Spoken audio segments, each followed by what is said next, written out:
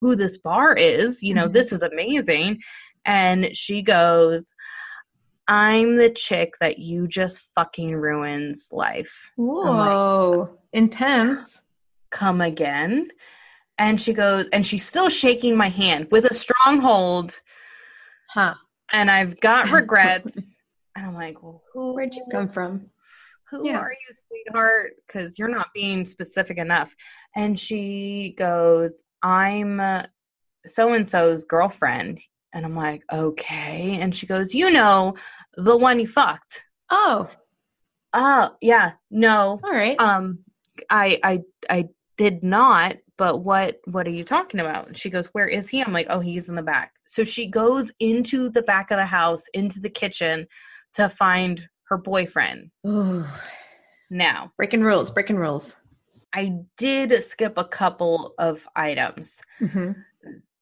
He did explain the day after he didn't show up to the bar meeting that they had a fight, that he had to explain where he was.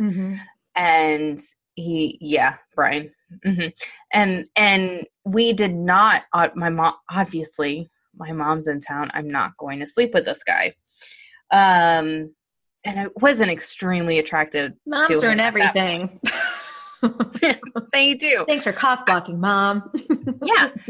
But I mean, at that point he had a girlfriend. So he tells me in the next following days that they broke up. She's really pissed. She doesn't trust him. And I'm like, okay, well, you get your shit together. And then like a couple days later, he's like, it's done. We're done. I'm moving out. I've got my own place already, blah, blah, blah.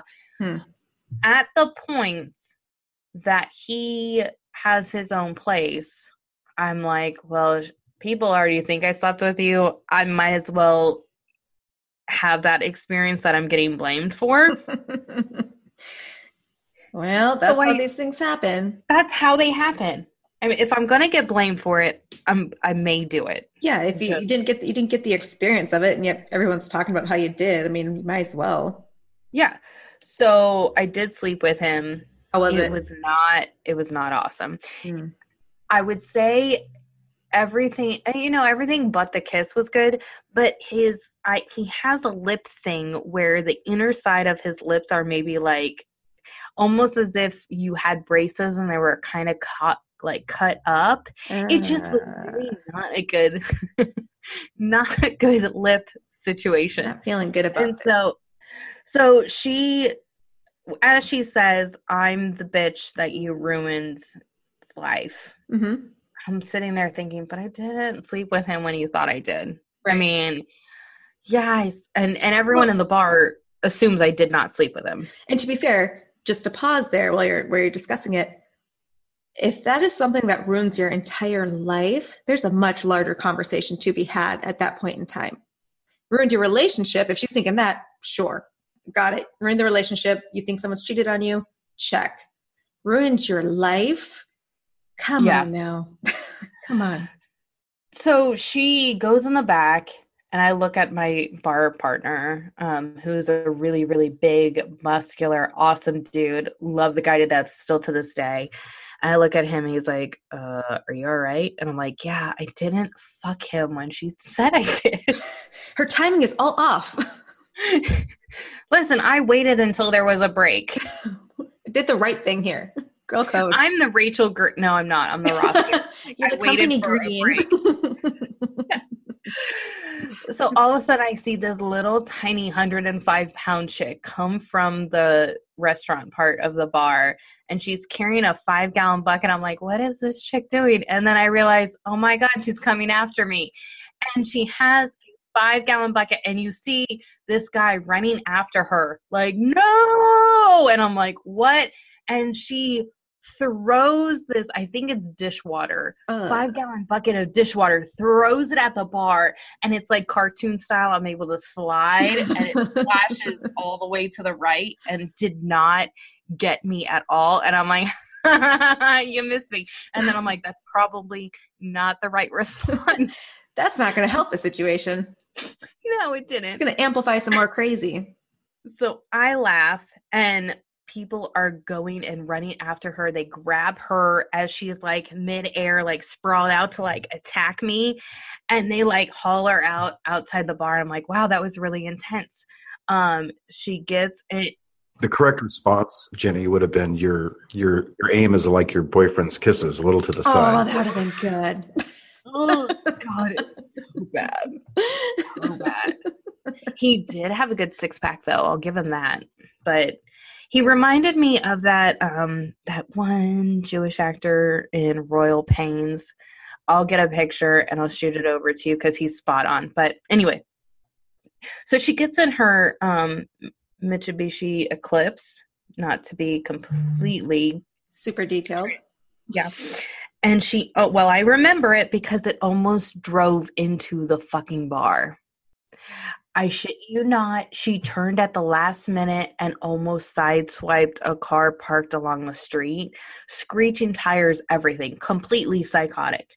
I bring this up for the fact that at that point I had brown hair with highlights.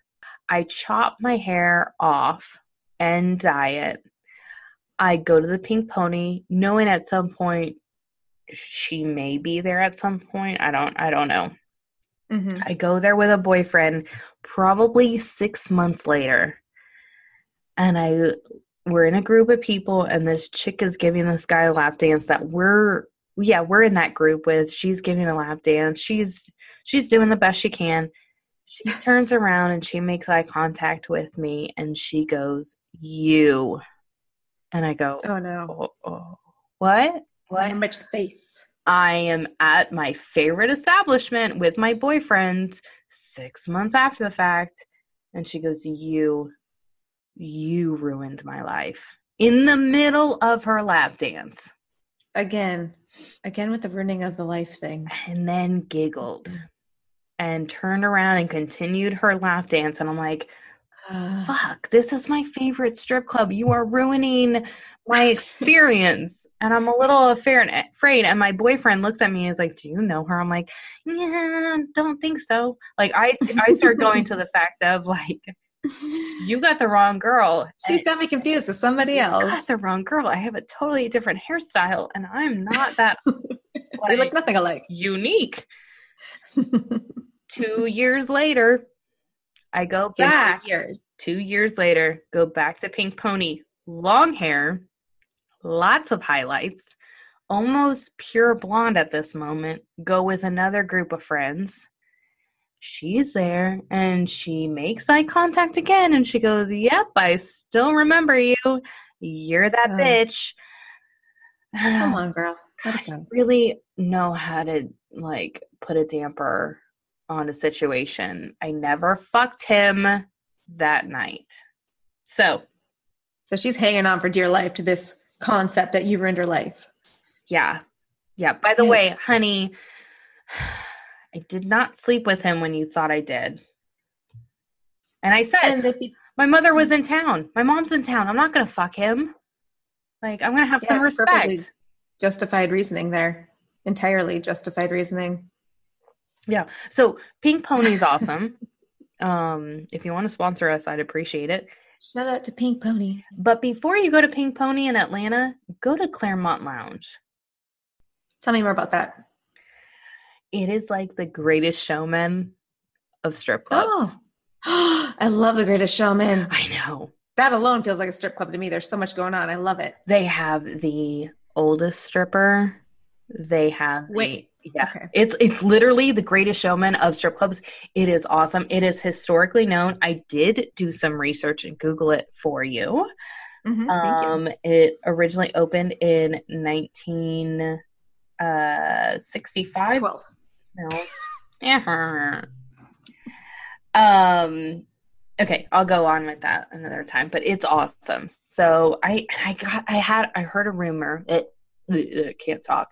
I heard a rumor that they closed or like someone's always trying to shut them down, and it's an experience. It's awesome. The old one that when I would go, like her boobs were like to her hips, Oh, Lord. And she's like, but she had so much confidence. She was amazing. She was just like, yeah, my boobs are low and I'm still making more money than you will ever make in your whole entire life. So suck it.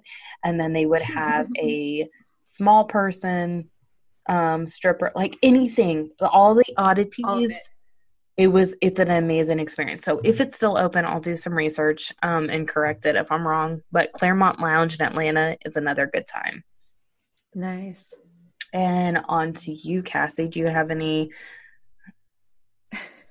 I have plenty of stripper stories, but I think the one that stood out, and I'm thinking about things I learned and things I should learn from, on my 27th birthday, my little brother and I met in Las Vegas. So my little brother's awesome. We're 2 years apart. He's 2 years younger than I am. And we're extremely similar. He's like me in a male's body. He just works out a lot more than I do. But same quirky kind of personality. We decided to meet in Vegas for my 27th birthday. We don't get to see each other a whole bunch. So I was just coming out of, not a breakup, but I had come out of a major breakup and then was starting to date this guy who just moved to Europe.